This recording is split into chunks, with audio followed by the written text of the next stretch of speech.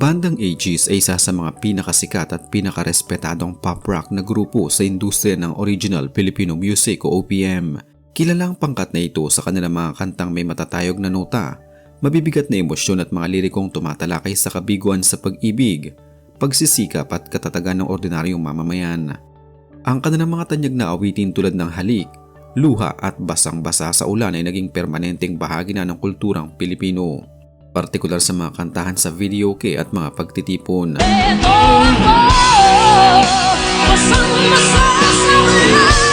Sa kabila ng pagdaan ng maraming dekada at pag-usbong ng mga bagong estilo sa musika, nananatiling buhay at makapangyarihan ang tunog ng pangkat na ito. Ang kanilang musika ay hindi lamang simpleng pampalipas oras kundi salamin ng tunay na damdamin at karanasan ng bawat Pilipino na nagmamahal at nasasaktan. Sa pamamagitan ng natatanging timpla ng rock instrumentation at traditional na vocal belting, nagawa nilang gumawa ng sariling marka na hindi kayang burahin ng panahon.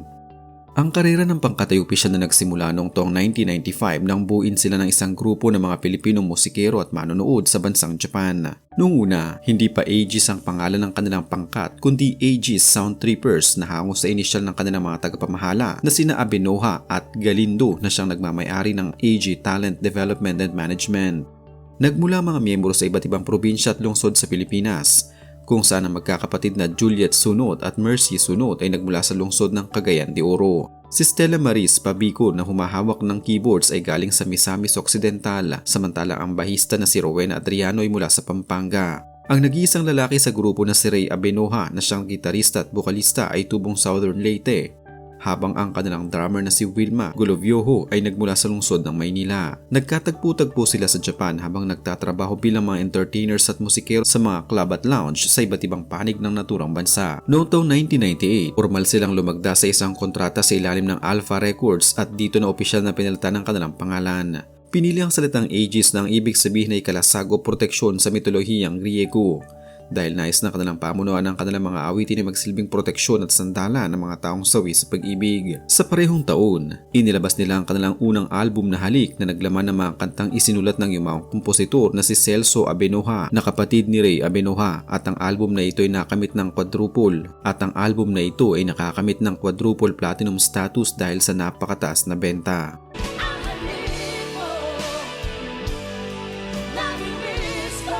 Sa mahabang takbo ng kanilang karera sa industriya, hindi rin nailigtas ang pangkat mula sa mga usapin at kontrobersya na karaniwang nagaganap sa mga tanyag na banda. Isa sa mga pangunahing issue na madalas na ibinabato sa kanila ay ang kawalan di umano ng panibagong estilo o pagiging stagnant ng kanilang tunog, kung saan binabatiko sila ng ilang kritiko dahil sa pare-parehong formula ng rock ballad at matataas na sigaw sa pagkanta.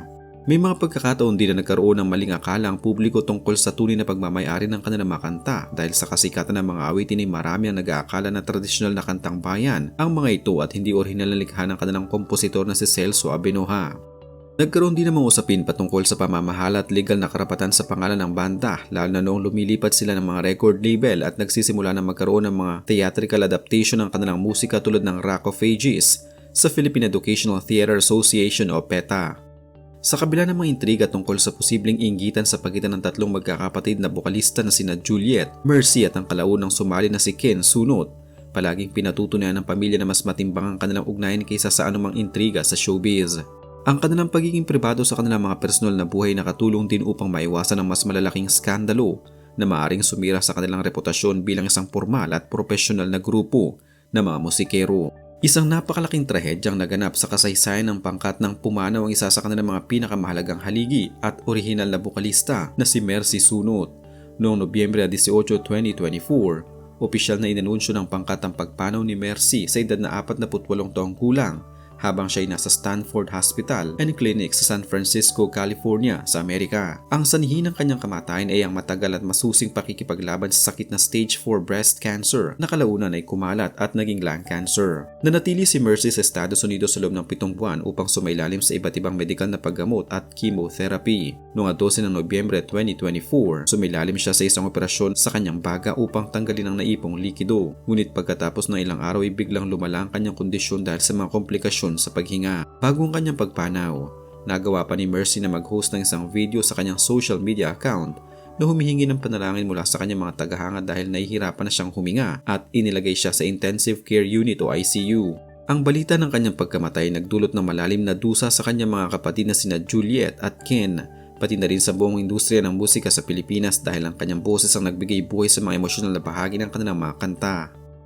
Sa kasalukuyang panahon, ang natitirang mga miyembro ng grupo ay patuloy na nagpapakita ng katatagan sa pamamagitan ng pagpapatuloy ng kanilang operasyon bilang isang aktibong banda. Noong 12 ng Setyembre 2025, ang mga miyembro ng pangkat ay nagtungo sa Philippine Consulate General sa San Francisco, California bago ang kanilang mga malalaking konsyerto sa Bay Area at Nevada.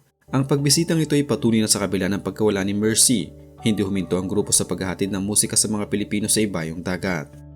Noong Hunyo lamang nitong taon, ang pangkat ay lumipad naman patungong bansang Japan upang maging pangunahing tagapagtanghal sa pagsasara ng Pistang Pilipino sa Kansai na ginanap sa lungsod ng Kobe. Ang kaganapang ito na inorganisa ng One Network Corporation Limited ay naging emosyonal para sa banda dahil bumalik sila sa bansang naging ugat ng kanilang pagsisimula noong taong 1995. Kasabay nito, patuloy silang tumatanggap ng mga imbitasyon para sa mga pista ng mga lokal na pamahalaan, mga corporate event at mga espesyal na palabas sa telebisyon sa Pilipinas upang mapanatili ang kanilang ugnayan sa masa.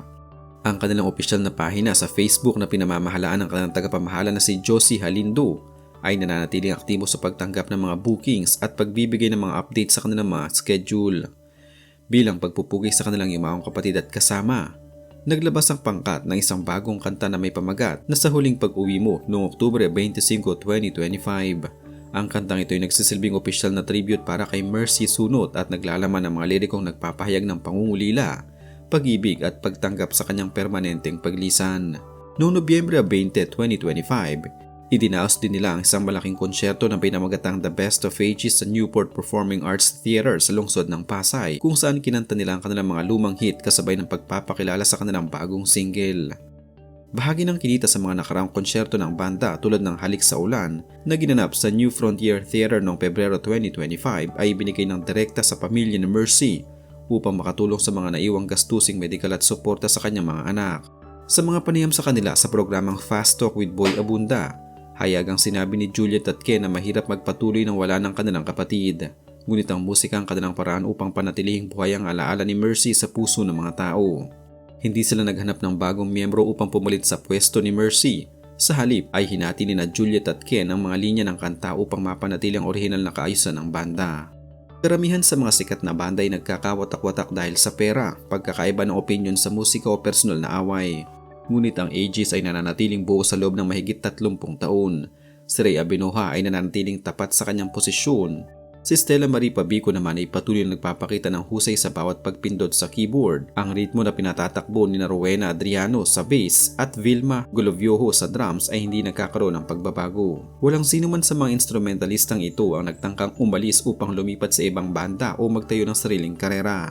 Ang kanilang pagkakaisang naging pangunahing dahilan kung bakit nagawa nilang lagpasan ng bawat krisis kabilang ang pagpanaw ni Mercy. Ang impluwensya ng kanilang musika ay patuloy na umaabot sa mga bagong henerasyon ng mga Pilipino at mga banyagang nakikinig sa OPM. Ang mga awitin ng pangkat ay madalas na ginagamit sa mga singing competition sa telebisyon tulad ng Tawag ng Tanghalan at The Voice Philippines, kung saan ang mga bagong mga awit ay sinusubukan ng kanilang kakayahan sa pamamagitan ng pag-abot sa matataas na nota ng mga kantang luha at halik. Ang kanilang musika ay hindi tinuturing na luma, kundi mga timeless na obra na may kakayahang magbago ng mood, magbigay ng lakas ng loob sa mga taong nakararanas ng mabibigat na pagsubok sa buhay. Ang katotohanan ng kanilang mga konsyerto sa ibang bansa ay palaging puno ng mga overseas Filipino workers, ay patunay na ang kanilang tunog ay nagdadala ng lasa ng tahanan para sa mga Pilipinong malayo sa kanilang sariling bayan.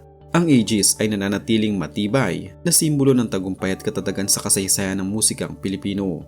Mula sa kanilang simpleng simula sa Japan noong 1995 bilang Aegis Soundtrippers hanggang sa pagiging isang pambansang identidad sa ilalim ng Alpha Records noong 1998, napatunayan nila na ang tunay na talento at pagkakaisa ay susi sa pangmatagalang karera. Ang pagdaan ng mga kontrobersya at ang pinakamatinding subo na idinulot ng pagpanaw ng kanilang mahal sa buhay na si Mercy Sunot ay hindi naging dahilan upang wakasan ang kanilang kontribusyon sa sining. Ang kanilang mga huling aktibidad tulad ng pagtatanghal sa Japan noong Hunyo 2026 at ang paglalabas ng kantang Sa Huling Pag-uwi Mo ay malinaw na patunay na ang kalasag ng Aegis ay hindi kailanman mababasag. Habang may mga Pilipinong nakakaranas ng kabiguan, naghahanap ng lakas at nagnanais ng umawit sa ilalim ng ulan, ang boses at tunog ng bandang ito ay mananatiling naririyan upang magbigay ng proteksyon, aliw at inspirasyon sa lahat.